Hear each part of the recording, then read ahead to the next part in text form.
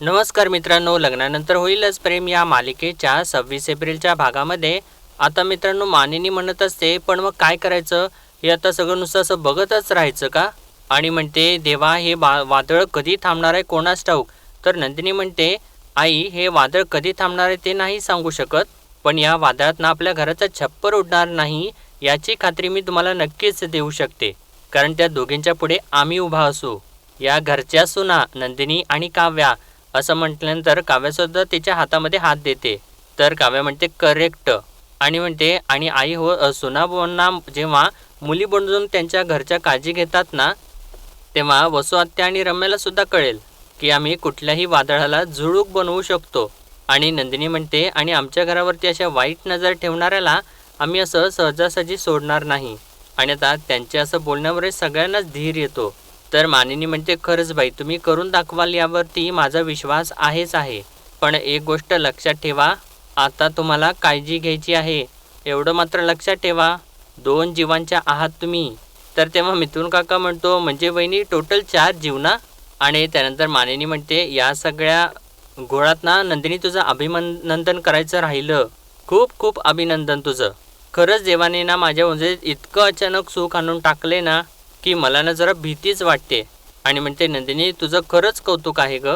जेव्हा सगळे reports negative येत होते तेव्हा तू जरासुद्धा खचून गेली नाहीस.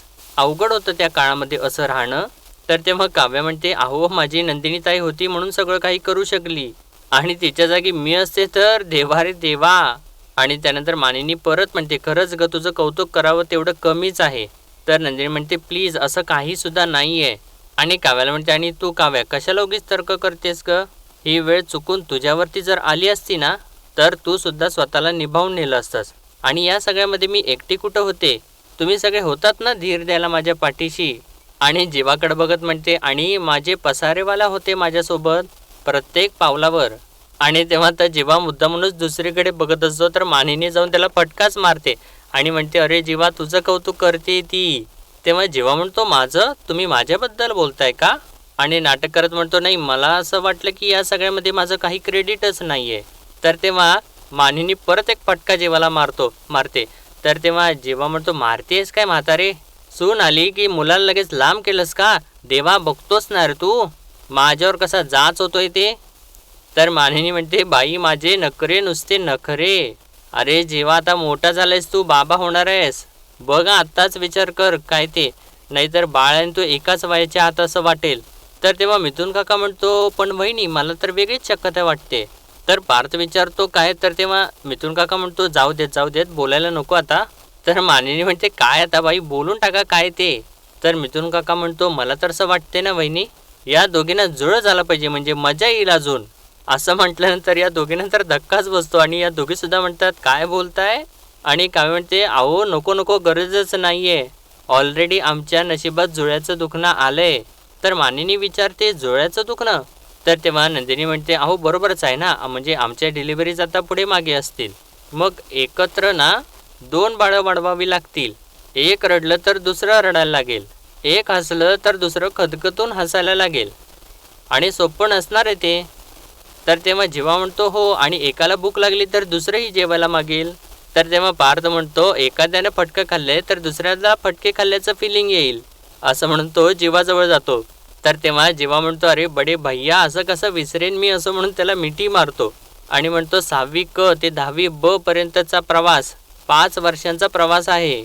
तेव्हा काव्या म्हणते, म्हणूनच सांगते ऑलरेडी डबल धमाका आहे, त्याच्यामुळे जुळी नको प्लीज काका प्लीज. तर मानिनी म्हणते, बरं राहिलं, तुम्ही दोघी ना अजिबात काळजी करू नका, जे काही होणार आहे ते सगळं काही छानच होणार आहे असंच म्हणा. आणि म्हणते, देवा तुला सगळ्यांची काळजी असते रे बाबा, लक्ष ठेवा आमच्याकडे, आणि आत्ता जे या घरामध्ये सुख आहे ते असंच अबाधित राहू देत, आमच्याकडे लक्ष असू देत देवा. असं म्हणून ती देवाला नमस्कार करते आणि त्यानंतर आता सर्वजण एकत्र एकमेकांना मिठी मारतात. तर तेव्हा मिथुन काका लगेचच त्या सगळ्यांचा फोटो क्लिक करतो. तर त्यानंतर आता इकडे खोलीमध्ये विजय असं रम्याच्या एकदमच वाटेत येऊन उभा राहतो. तर रम्या म्हणते, काय झालं, असं मध्ये का उभा आहेस? तर तेव्हा विजय तिच्याकडे एकसारखा बघत असतो. तर रम्या म्हणते, काय बघतोयस? तर तेव्हा विजय म्हणतो, तुला बघतोय. तर रम्या म्हणते, विजय हे बघ मी काय फार असं बऱ्या मूडमध्ये नाही आहे, तर तेव्हा विजय म्हणतो पण मी आहे ना बऱ्या मूडमध्ये, खूपच छान मूडमध्ये आहे, असं म्हणून तो रम्याचा हातच आपल्या हातात घेतो. आणि तेव्हा रम्याला तर इनकम्फर्टेबल फील होतं आणि ती जरासं आपला हात झटकूनच बाजूला घेते आणि म्हणते, विजय तू हात कसा लावलास मला? तर तेव्हा विजय परत तिचा हात पकडतो आणि म्हणतो असा. आणि तेव्हा रम्या थोडीशी बाजूला बघते आणि रागाला आलेली असते आणि म्हणते युजलेस. तर तेव्हा विजय आता रागाला येतो आणि म्हणतो युजलेस? नाही, मला मान्य आहे आपलं लग्न खोटं खोटं झालंय, पण आपल्याला एकमेकांशी जे वाटतं ते तर खरं आहे ना, आहे ना, मग why don't you did you like this? तर तेव्हा त्या रम्याच्या लक्षात आल्यानंतर ती म्हणते I know, sorry I know, मी जरा जास्तच ओव्हर रिॲक्ट झाले, पण मला अशी सवय वगैरे नाही आहे ना असं अचानक, आणि खरंच सॉरी. आणि मी काय म्हणते, आपण जरासं लिमिट्स पाळूयात का? म्हणजे जेव्हा आपलं खरं खरं लग्न होईल तेव्हा आपल्या नात्यामध्ये काही नाविन्य उरणारच नाही, कळते का? तर तेव्हा आता विजय तर तिच्याकडे रोखूनच बघत असतो आणि म्हणतो, हे मनापासून बोलतेस का मला लांब ठेवण्यासाठी बोलतेस? तर रम्या म्हणते, नाही ऑब्व्हियसली मनापासून बोलते मी.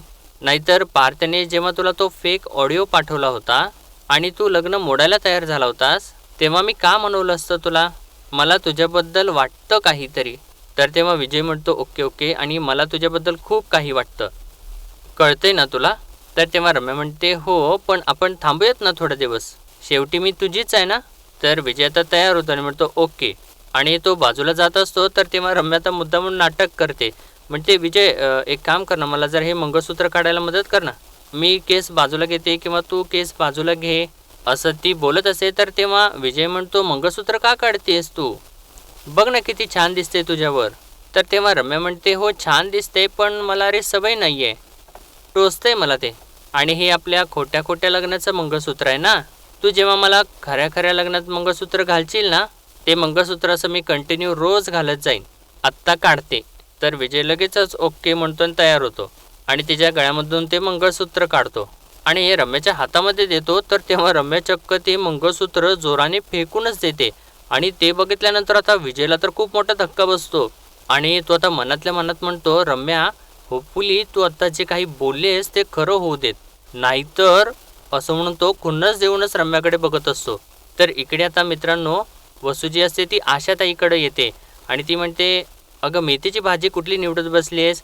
हे बघ, ते काव्याच्या वडिलांनी आंबे आणले होते ना, ते आता चांगले पिकले असतील, त्याचा आमरस कर, आणि मानिनीने काल आळू आणलाय, त्याच्या आळू वड्या कर, आणि हां, पनीर बटर मसाला पण कर.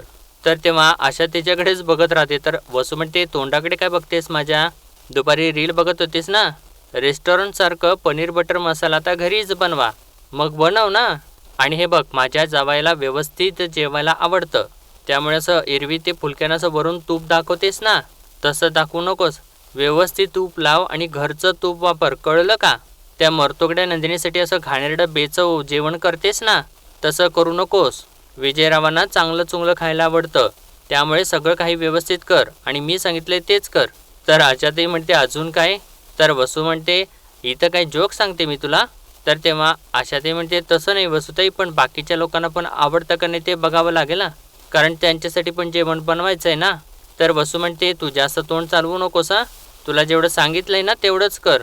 तर इतक्यातच मानिनी तिथं येते आणि म्हणते, काय काय झालं काय? तर तेव्हा आशाताई सांगते, आळूवडी, पनीरची भाजी, आमरस, असं सगळं करा म्हणतात त्यांच्या जावयासाठी. तर वसू म्हणते, त्यांच्या या घरचा जावई आहे तो, कळलं ना?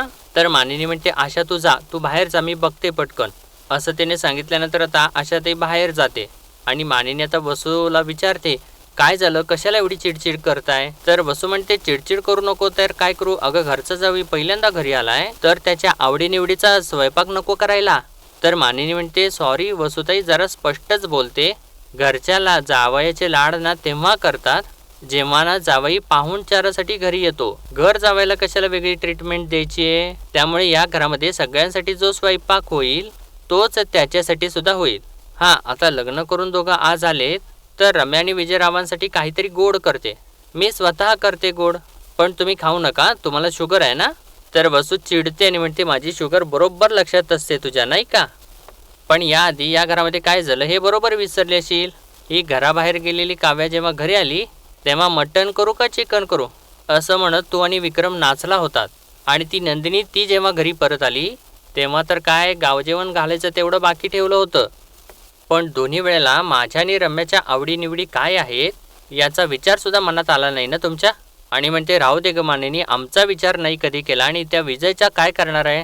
माझा जावई आहे ना तो. विक्रमला येऊच देत, मग मी बघते. तर तेव्हा मानेनी म्हणते खरंच यांच्या येण्याची वाट बघताय तुम्ही? तुम्हाला असं नाही वाटत की खरंच विक्रम आत्ता या घरात असते तर हे दोघं असे आले असते? तर विक्रमनी विजयरावांची उलटी वरात काढली असती. तर वसू म्हणते का का हे घर फक्त तुमचं आहे मानेनी? नाही, मला माहिती आहे की तुम्हाला कोणाला सुद्धा मी आणि रम्या आवडत नाही, पण रम्या आणि विजयरावांनी रीतसर लग्न केले. अगं निदान तोंड टेकलं अभिनंदन तरी करायचं होतं ना, पण तेही झालं नाही तुम्हाला कोणाला. तर तेव्हा मानेनी म्हणते तुम्ही केलं का नंदिनी आणि जीवाचं अभिनंदन? केलं का? टाळी दोन्ही हातांनी वाजते वसुताई.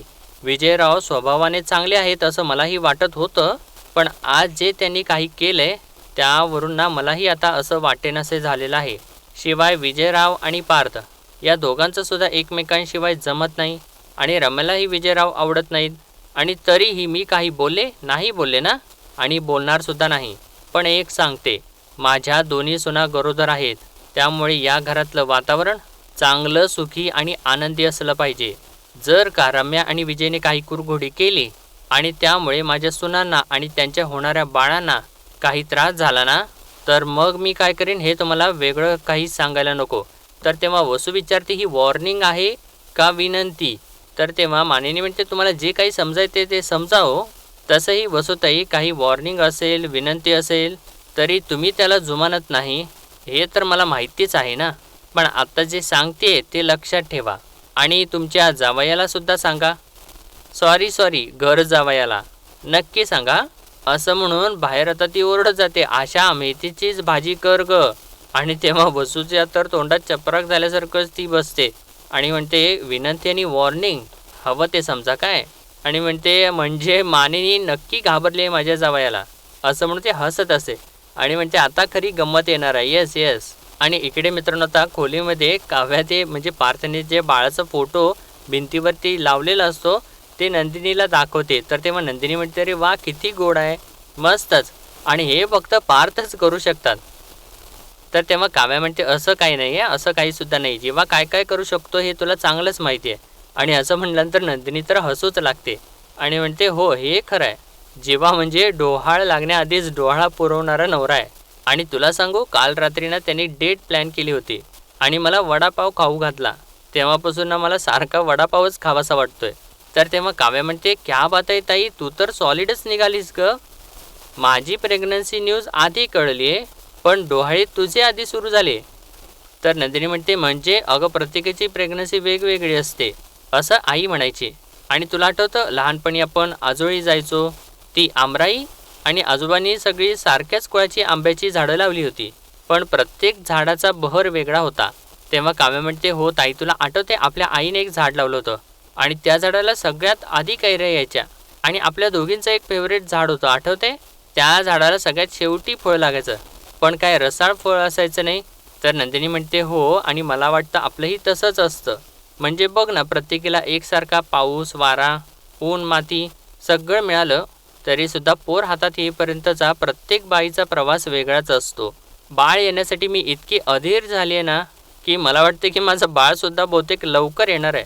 असं म्हटल्यानंतर काव्या तर हसूच लागते आणि म्हणते ताई खूप मजा येणार आहे ना, खूप मजा येणार आहे. मी तर इतकी एक्सायटेड आहे ना, म्हणजे तुझ्या प्रेग्नन्सीची न्यूज ऐकल्यापासून मला ना माझीसुद्धा प्रेग्नन्सी अशी आवडायला लागली आहे, वेगळीच आवडायला लागली आणि जाम एक्सायटेड आहे ग मी. म्हणजे लहान असताना आपण ट्रिपवरती जायचो बघ, तेव्हा जी एक्साइटमेंट असायची ना तशीच एक्साइटमेंट फील होते मला. म्हणजे आपण दोघे एकत्र ट्रॅव्हल करणार आहोत, एकत्र मजा करणार आहोत. आणि म्हणते ताई चल आज तू मला एक प्रॉमिस दे. तर तेव्हा नंदिनी विचारते काय, तर काव्या म्हणते दे तर, तू माझ्याबरोबर ही प्रेग्नन्सी 8-9 महिने छान एन्जॉय करशील, तशीच सगळी सुखदुःख माझ्यासोबत शेअर करशील आणि माझाही त्रास समजून घेशील. असं म्हणत असताना नंदिनी नाही असं म्हणते. तर काव्या म्हणते ताईसारखा, आणि सगळ्यात महत्त्वाची गोष्ट म्हणजे बाळाने तुझ्या पोटात लात मारली ना तर सगळ्यात आधी, असं ती म्हणत असताना नंदिनी म्हणते तुला सांगेल, आणि तू सुद्धा बाळाने पोटात किक मारली की त्याला सांगायचं. तर तेव्हा काव्या म्हणते अरे मावशीला सांगू का, असं म्हटलं की मावशीचं नाव काढलं की माझं बाळ मग शांत. असं म्हटल्यानंतर या दोघीसुद्धा खूप मोठ्याने हसत असतात. तर काव्या म्हणते, ताई आपलं आयुष्य कुठे घेऊन आलं ना आपल्याला. आधी आपण सख्या बहिणी आहोत, मग आपण पक्क्या जावा झालो, आणि आता आई होण्याचा प्रवाससुद्धा एकत्र सुरू आहे. आणि हे युनिवर्स पण काय कमाल आहे नाही. तर नंदिनी म्हणते, आहेच. आणि मला काय वाटतं माहिती आहे का काव्या, आपण जे मॅनिफेस्ट करतो ना ते आपल्या बाबतीत होतंच. म्हणजे बघ ना, जिथे घराघरामध्ये दोन भाऊ जोन जावा संसार करत नाहीत, तिथे आपल्या घरामध्ये गोकुळ नांदतंय. आणि हात जोडून म्हणते, बस आता देवाकडे फक्त एकच प्रार्थना आहे, या गोकुळावरती कुठलेही आज येऊ देऊ नकोस देवा. तर तेव्हा काव्य म्हणते, ताई आज आली, वादळ आलं, काही आलं ना तर आपण दोघी म्हणून ते उचलून धरू ना. कुठला ग तो, असं ती म्हणत असताना नंदिनी म्हणते, पर्वत, गोवर्धन पर्वत. तर काव्य म्हणते, हो गोवर्धन पर्वत असा उचलून धरू, टेन्शन नको घेऊ. आणि माझ्यामध्ये ना हॅप्पी हॉर्मोन्स जागे झाले ताई. एक वेगळीच एनर्जी, एक वेगळंच चैतन्य आलेलं आहे माझ्यात. त्यामुळे आपण आपली प्रेग्नन्सी एन्जॉय करूया, मज्जा करूया दोघी एकत्र. मी एकीकडे माझ्या आयएसचं पुस्तक आणि दुसरीकडे माझं आई पण सांभाळेन. तर नंदिनी म्हणते, आणि मी एकीकडे माझं बाळ आणि दुसरीकडे आनंद निवास. आणि म्हणते, तुझी डिलिव्हरी माझ्या आधी असेल ना 1 महिनाभर. आणि हो, अरे म्हणजे माझ्या बाळाला ऑलरेडी 1 महिना अगोदरच एक छोटूसा दादा किंवा ताई मिळाली असेल. आणि म्हणते, काव्या आपण एकत्र छान सांभाळूयात सगळं. आणि हो, या घरच्या वादळाला पण अडवूयात. तर काव्या म्हणते, अडवूया बिडवूया काय नाही, ते जर वादळ असेल तर आपण चक्रीवादळ होऊयात, ते भूत असेल ना तर आपण महाभूत होऊयात. ताई त्या रम्याला तर ना असं म्हणते झटकन उठते. तर तेव्हा नंदिनी म्हणते, अगं हळू जरा, ते बाळ पण ना दातोट खायला शिकेल आतमध्ये. आणि म्हणते, काव्या एवढा त्रागा करून घेण्यापेक्षा आपण ना त्यांना स्मार्टली धडा शिकवूया, आणि जे काही करायचं आहे ते आपण दोघी मिळून करूया. तेव्हा काव्या म्हणते, यस ताई, आजच लग्न झाले ना त्या दोघांचं, आजच पहिला दिवस आहे दोघांचा देशमुख हाऊसमध्ये. आणि म्हणते, रम्याचंच बूमरँग आपण तिच्यावरतीच फिरवलं तर नंदिनी म्हणते, म्हणजे तू पण तोच विचार करते जो मी करते. तेव्हा काव्या म्हणते, हो. तर तेव्हा नंदिनी म्हणते, मग ठरलं, जे कधी काळी रम्याने केलं होतं आपल्यासोबत ते आता आपण करायचं रम्यासोबत. तर तेव्हा काव्या म्हणते, क्या बात आहे ताई, आता त्या विजय आणि रम्याला कळेल त्यांचं लग्नानंतर प्रेम नाही तर लग्नानंतर गेम होणार आहे. तर नंदिनी म्हणते, हो तो पण आज रात्रीच. असं म्हणून या दोघे हसत असतात. तर त्यानंतर आता नंदिनी खोलीमध्ये येत असते आणि ती फोनवरती बोलत असते. म्हणते, हो तू पण तुझी काळजी घे, आपण लवकरच भेटूया, आणि भेटून तुला एक गुड न्यूज द्यायची आहे. असं म्हणून म्हणजे ती जुईसोबत बोलत असते आणि तिच्यासोबत बोलून आता ती फोन ठेवून देते. आणि त्यानंतर जीवाला हाक मारत असते, तर जीवा तिथे नसतोच. आणि एकदमच तो आता बेड घालून बाहेर येतो आणि त्याने असं मफलर वगैरे बांधलेलं असतं अगदी लहान बाळासारखं, आणि पावडर वगैरे टिट्टी वगैरे सगळं काही लावलेलं असतं, आणि तो रडत रडत बाहेर येतो. आणि त्याला बघितल्यानंतर नंदिनी तर मोठमोठ्याने हसू लागते आणि म्हणते, अहो काय केले ते. तर आता जेव्हा रडत रडत जाऊन बाजूला झोपूनच टाकतो आणि तोंडामध्ये अंगठा वगैरे चोखत असतो. तर नंदिनी त्याला एक फटका मारते आणि म्हणते, आपलं वय काय, आपण करतोय काय. तर जेव्हा म्हणतो, माझं वय फक्त 5, ओन्ली 5 वर्ष. तर नंदिनी म्हणते, अहो जीवा काय तुम्ही, अहो बाबा होणारच आता तुम्ही, आता तर जरा शहाण्यासारखं वागा. तर तेव्हा जेव्हा म्हणतो, असं का करतेस, अगं हेच तर माझं शहाणपणाचं लक्षण आहे. तर नंदिनी विचारते, हो आणि ते कसं. तर तेव्हा जेव्हा म्हणतो, मी ना लहान असताना शाळेत वाचलं होतं की लहानपण देगा देवा, मुंगी साखरेचा रवा. म्हणजे काय असतं, आपण जसजसे मोठे होत जातो ना तसं आपलं लहानपण विसरत जातो. म्हणजे छोट्या छोट्या गोष्टींच्यावरती हसणं, किंवा प्रत्येक गोष्टीचं कुतूहल वाटणं, प्रत्येकाशी प्रेमाने वागणं, हे सगळं सोडून देतो आणि एकमेकांच्याबद्दल राग, दुवे, मत्सर, ईर्ष्या एवढंच ठेवतो अगं. तर तेव्हा नंदिनी म्हणते, अच्छा म्हणून तुम्हाला बाळ व्हावंसं वाटलं का आत्ता. तर तेव्हा जेव्हा म्हणतो, का नाही, अगं बघ तसंही आता आपल्या आयुष्यामध्ये बाळ येणार आहे आणि आपण जे वागू ना तेच त्याच्यापर्यंत पोहोचणार आहे. त्यामुळे माझं ठरलं की मी अजिबात शाण्यासारखं वागणार नाही आहे, मी मनसोक्त वेडेपणा करणार आहे. म्हणजे हा वेडेपणा आपल्या बाळापर्यंत पोहोचेल आणि आपल्या बाळात माझे गुण उतरतील. असं म्हटल्यानंतर नंदिनी तर उठूनच उभे राहते आणि म्हणते, काय तुमचे गुण, नाही बाबा अजिबात नको. मग ते बाळसुद्धा ना तुमच्यासारखंच अख्ख्या घरभर पसारा करत सुटेल. आणि मी सांगितले ना तुम्हाला, मी 2-2 जेव्हा नाही झेलू शकणार. तर तेव्हा जेव्हा उठतो आणि म्हणतो, 2-2 जेव्हा, तुला कशी खात्री की मुलगाच होईल म्हणून. जेव्हा जेव्हा तू हे बोलतेस ना तेव्हा तेव्हा तुझ्या तोंडात मुलगाच येतो. तर तेव्हा नंदिनी म्हणते, इनफॅक्ट मलाही चालेल छोटी नंदिनी असलेली, पण तिच्यात मग सगळे माझेच गुण असले पाहिजेत. तर तेव्हा जेव्हा म्हणतो हां म्हणजे ती सुद्धा तुझ्यासारखी माझी फिरकी घेणार तर ठीक आहे, पण मुलीसाठी काय पण. तर तेव्हा आता नंदिनी जीवाचा हात आपल्या हातात घेते आणि विचारते, जेव्हा तुम्ही खुश आहात ना? तर तेव्हा जेव्हा म्हणतो प्रचंड खुश आहे मी आणि या सगळ्याचं क्रेडिट तुला जातं. आणि तेव्हा आता नंदिनी तर थोडीशी इमोशनल होते आणि जीवाला मिठीच मारते. तर तेव्हा जेव्हा म्हणतो, अगं ए वेडाबाई, काय झालं? झाले का डोळ्यातले नळ सुरू झाले? असं म्हटल्यानंतर नंदिनी त्याला एक फटका मारते. तर जेव्हा म्हणतो तू पण खुश आहेस का नाही? तर तेव्हा नंदिनी म्हणते, हो आपण आई बाबा होणार आहोत हे जगातलं खूप भारी फिलिंग आहे माझ्यासाठी. तुम्हाला आठवतंय ना आपण काय काय केलं होतं या सगळ्यासाठी? आणि जेव्हा आपण आशा सोडली होती ना तेव्हा जुई भेटली आपल्याला मुलीच्या रूपात. तर तेव्हा जेव्हा म्हणतो आई शपथ, अगं जुई कम्प्लिटली डोक्यातून निघूनच गेली अगं. आणि हे बघ तिला आपण आई बाबा होणार आहे ते माहिती आहे का? तर तेव्हा नंदिनी म्हणते, नाही अजून अहो, आणि मगाशीच फोन केला होता मी तिला. छान आनंदात होती. तर तेव्हा जेव्हा विचारतो, पण तू तिला सांगितलेस? तर तेव्हा नंदिनी म्हणते, नाही पण तशी हिंट दिली आहे मी तिला. तर जेव्हा म्हणतो, पण एक गोष्ट तुझ्या लक्षात आली आहे का? ही मुलगी आपल्यासाठी लकी चार्म ठरली आहे. अगं ती एवढीशी नकटी आहे पण अगं किती हुशार आहे. आणि तुला आठवतंय तुला चक्कर येण्याआधी तीच म्हणाली होती, इतक्या लेकरांचा जीव वाचवणारी बाई सवताई कशी काय नाही होणार. आणि तेव्हा त्या नंदिनीला तो क्षण आठवतो ज्यावेळेस जुई म्हणत असते, जी बाई एवढ्या पोरांचा जीव वाचवते ती आई झाल्या बगर राहील का? आणि तू आई होशीलच, ते पण बेस्ट आणि नंबर 1. आणि आता ते आठवल्यानंतर नंदिनी म्हणते, खरंच आपण आई बाबा होण्याचं क्रेडिट आपण तिलाच दिलं पाहिजे. तर तेव्हा जेव्हा म्हणतो हो आणि अगं गुरुजींना सुद्धा. तर तेव्हा नंदिनी म्हणते, अगं गुरुजी आणि गुरुजी ते कसं काय? तर तेव्हा जेव्हा म्हणतो तेच मला म्हणाले होते, दुखरी कळ दूर कराल तेव्हाच फळ मिळेल. असं म्हणून तो गुरुजींची टिंगल करत असतो. तर नंदिनी अजून एक फटका त्याला मारते आणि म्हणते, जेव्हा कशाला टिंगल करताय त्यांची? त्यांच्या वयाचं तरी भान ठेवा. तर तेव्हा जेव्हा म्हणतो, अगं मस्करी करतोय, मी सगळं त्यांच्यासमोर जाऊन करणार आहे का? तर नंदिनी म्हणते, तुमचा भरोसा आहे का? तर जेव्हा म्हणतो ते तर आहेच म्हणा. आणि नंदिनी म्हणते, पण गुरुजींचा संकेत बरोबर होता. आपण इतक्या लोकांची दुखरी कळ दूर केली आहे, त्याचंच आपल्याला मिळालेलं हे फळ आहे. तर जेव्हा म्हणतो एक्झॅक्टली, पण बघ ना हे सगळं कसं एकमेकांशी कनेक्टेड असतं. आपण चांगलं केलं म्हणून आपलंही चांगलं झालं. तर नंदिनी म्हणते, पण आता जे जे प्रॉमिसेस केले ते सगळे पूर्ण करावे लागतील हां. तुम्ही म्हणाला होतात की आपण मरीन ड्राईव्हला फिरायला जाऊयात, आईबाबाच्या या फेजवरती आपण गप्पा मारूयात. तर तेव्हा जेव्हा म्हणतो आणि असं म्हणून गाल पुढं करतो आणि विचारतो, हे कधी पूर्ण करणार? आणि तेव्हा नंदिनी लगेचच जीवाच्या गालावरती पप्पी घेते आणि म्हणते, हे बाळाच्या बाबांसाठी. तर जेव्हा लगेचच दुसरा गाल पुढं करतो आणि म्हणतो, चकाचक बाईच्या नवऱ्यासाठी पण देऊन टाक. तर तेव्हा नंदिनी त्याला एक कोपर मारते आणि म्हणते, लाडात येऊ नका फार. म्हणजे काय, आता काही महिन्यांसाठी मेंटेन सेफ डिस्टन्स. तर जेव्हा म्हणतो, अगं हे ते सगळं ठीक आहे, पण एक गोष्ट कायम लक्षात ठेवायची, आपण जरी आई बाबा झालो तरीसुद्धा आपण जीवांदनी आहोत हे अजिबात विसरायचं नाही. काय आहे ना, आपल्या सगळ्या कपल्सचं हेच होतं, आई बाबा झाल्यानंतर आपण कपल्स आहोत हे सगळेजण विसरून जातात आणि मग गजऱ्यांची जागा डायपर घेतात आणि बाळ मग बायकोंच्या मधलं डिवायडर होऊन जातं. तर तेव्हा नंदिनी म्हणते, हो सगळ्याच कपलच्या बाबतीत ते होतं, शास्त्र असतं ते. तर तेव्हा जेव्हा म्हणतो, असू देत पण आपण तसं होऊ द्यायचं नाही आहे. कळलं का नाही तुला?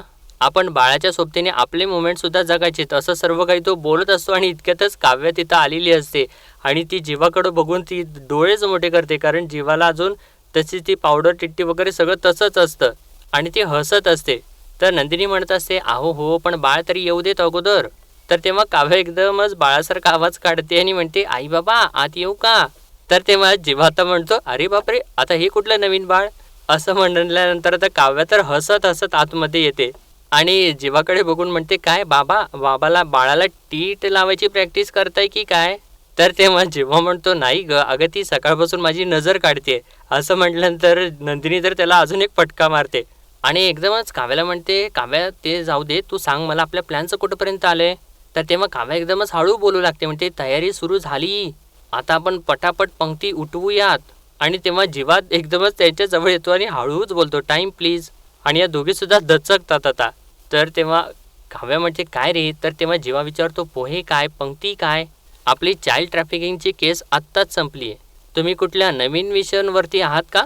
तर तेव्हा काव्या म्हणते, येस, आणि जे आम्ही कोणालाही सांगणार नाही आहोत. तर जेव्हा म्हणतो, मला सांगा. तर नंदिनी म्हणते, नाही टॉप सिक्रेट आहे ते. तर तेव्हा जेव्हा विचारतो, कोणाचं? तर नंदिनी आता जीवाला नेग्लेक्ट करते आणि म्हणते काव्याला, काव्या तू जा गं, दार वाजवायला घे जा. तर तेव्हा काव्या म्हणते येस येस असं म्हणून ती लगेचच तिथून निघून जाते. तर तेव्हा जीवा म्हणतो गई काय काय काय मला काही कळत नाहीये, काय चाललंय काय तुमचं, मला सांगशील का? तर तेव्हा नंदिनी म्हणते सांगते पण तुम्ही जा बरं आधी, चेहरा धुवून या आणि खाली या पटकन, भूक लागली मला. तर तेव्हा जीवा वैतागतो आणि म्हणतो अरे चेहरा धुवायचा आणि भुकेचा काय संबंध आहे, सांगतच नाहीये मला काही.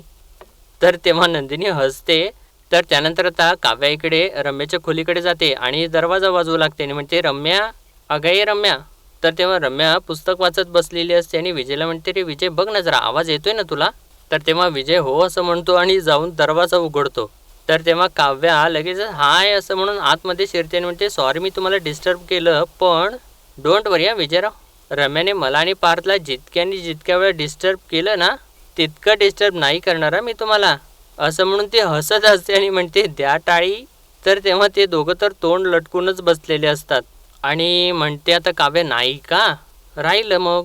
तर तेव्हा आता विजय म्हणतो तू आमच्याच रूममध्ये येऊन रम्याशी हे बोलतेस, ते तिच्या लग्नाच्या पहिल्या दिवशी तिच्या नवऱ्यासमोर, इज इट फेअर?